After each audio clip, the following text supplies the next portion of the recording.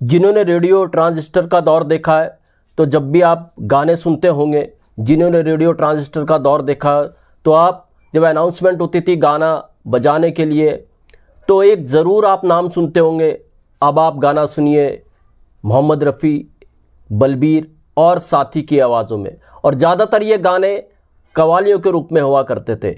जी हाँ, आज हम जिस सिंगर की बात करेंगे जिसने रफ़ी साहब के साथ एक से एक नायाब गाने दिए, सुपरहिट कव्वालियाँ दी, ये कोई और नहीं थे, एस बलबीर थे।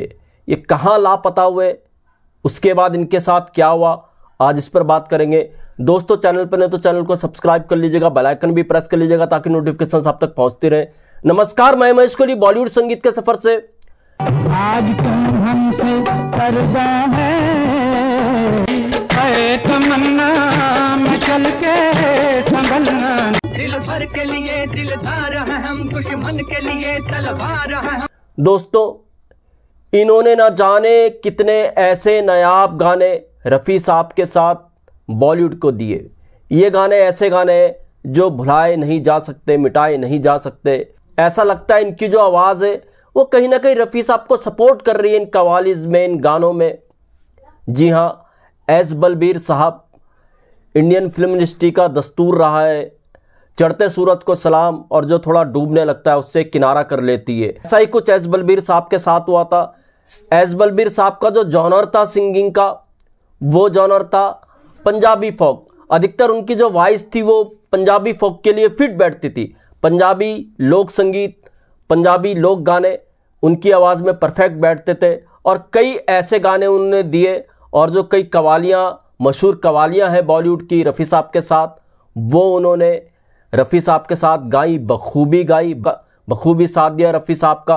एस बलबीर साहब 1950s में मुंबई आए थे, पंजाब से ये आए थे। 1950s ही में इन्होंने कई हिट सॉन्ग्स दिए। राज कपूर साहब की फिल्म आई थी 1950 में, जागते रहो, उसका एक गाना है तेके में झूठ बोलियां। 1950 ही में उन्होंने साधना जैसी फिल्म की नायाब कव्वाली गाई, आज क्यों हमसे पर्दा है। और 1950s ही में उन्होंने एक और अमर गाना दिया था, ये देश है वीर जवानों का। ऐसे ये नायाब सिंगर थे। 50 का दशक हो चाहे 60 का दशक हो, 60 के दशक में तो इनकी आवाज़ इतनी पसंद की गई थी। 1961 की बात है, बी आर चोपड़ा की एक फिल्म थी धर्मपुत्र, उसमें एक कव्वाली इनको मुख्य सिंगर रख करके गवाई गई। जी हाँ, ये कव्वाली थी महेंद्र कपूर साहब के साथ इन्होंने गाई थी। धर्मपुत्र की ये कव्वाली थी, वो मस्जिद है ये बुतखाना। ये कव्वाली काफ़ी मशहूर ही। मेन सिंगर अगर इस कव्वाली के कोई थे तो वो एस बलबीर साहब थे, महेंद्र कपूर साहब उनके पीछे गा रहे थे। इस तरह से कई नायाब गाने कव्वालीज उन्होंने दिए। रफ़ी साहब के साथ उन्होंने जो कव्वाली दी उसका कोई जवाब नहीं है। 1970 के दशक में ये माना मेरी जान, भला कौन भूल सकता है इस कव्वाली को। आप अगर रफ़ी साहब के साथ इनकी आवाज़ सुनोगे तो वाकई आपको लगेगा सपोर्ट कहीं ना कहीं रफ़ी साहब की वॉइस को कर रहे हैं, ऐसी इनकी वॉइस लगती थी। मैं तो कई बार कहता हूँ रफ़ी साहब के सपोर्टिव सिंगर जो थे कव्वालीज में वो बहुत बेहतर थे। एस बलबीर साहब, तो ये खूबसूरती थी एस बलबीर साहब की आवाज़ में, एक परफेक्ट आवाज़ जो लोक धुनों के लिए परफेक्ट थी। रफ़ी साहब के साथ कई कव्वालीज उन्होंने अमर कर दी थी गा करके। तो दोस्तों, 1970 में होता क्या है, एस बलबीर साहब कहीं गायब हो जाते हैं। ये मिड 70 की बात होगी। एस बलबीर साहब अच्छा खासा काम कर रहे थे, मगर इसी दौरान वो कहीं गायब हो जाते हैं। जब काफ़ी साल हो जाते हैं तो इनके साथ स्ट्रगल किया था म्यूजिक डायरेक्टर सोनी ओमी ने। सोनी ओमी इनकी काफ़ी बातों के गवाह रहे हैं, जानकार रहे हैं। इनको करीब से जो जानते थे वो थे सोनी ओमी। तो सोनी ओमी को भी नहीं पता चला मिड 70 में जब ये गायब हुए थे कि एस बलबीर गए कहाँ हैं। काफ़ी टाइम बीत गया, लगभग 80s की शुरुआत होगी। तो सोनी ओमी को ये पता चलता है एस बलबीर साहब के पास काफ़ी प्रॉपर्टी थी पंजाब में, और उस प्रॉपर्टी का आधा हिस्सा इनके भाई ने इनके नाम पर कर दिया था।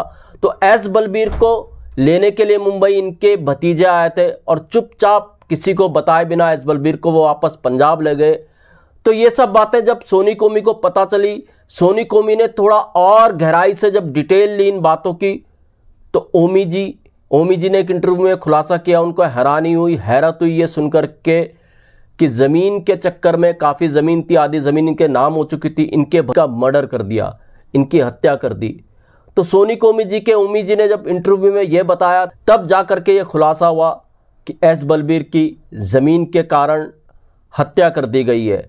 और ओमी जी का कहना था कि एस बलबीर साहब जो थे पंजाब के होशियारपुर के रहने वाले थे, और जिस जगह होशियारपुर में वो रहते थे उसमें भी ओमी जी ने शायद लगा करके बात की। ओमी जी को कहाँ वो रहते थे इसकी पूरी डिटेल वो भी नहीं दे पाए। उन्होंने अच्छा खासा स्ट्रगल जबकि एस बलबीर साहब के साथ किया था। मगर अचंभित करने वाली ये जो बात है, इस हादसे के बाद भी फिल्मी दुनिया ने इन पर इतना गौर नहीं किया। वो तो कुछ पत्रकार, जो फिल्मी पत्रकार थे, जब मिड 70s में ये गायब हो गए थे तो उन्होंने पता करने की कोशिश की एस बलबीर है कहाँ, वो सिंगर है कहाँ। तो जब उनको पता चला तो काफ़ी जानकारियाँ उनको मिली पंजाब से, होशियारपुर से, कि एस बलबीर के साथ ऐसा हो गया। और ये खबर सुनकर ओमी जी काफ़ी स्तब्ध थे, सकते में आ गए थे। कैसा सिंगर जिसने इतने नायाब गाने दिए वो कहाँ गुम हो गया, और क्यों उसकी खबर फिर फिल्मी दुनिया ने नहीं ली।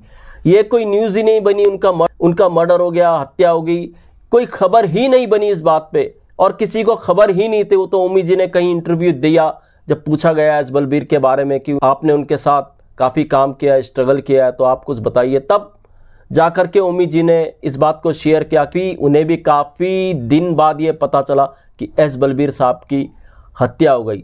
तो एक सिंगर जिसने इतने नायाब गाने बनाए, इतने नायाब गाने गाए, रफ़ी साहब के साथ रिकॉर्ड किए, जब वो गुम हुआ, लापता हुआ, और उसके बाद जो हुआ किसी ने इस गायक की सुध ही नहीं ली।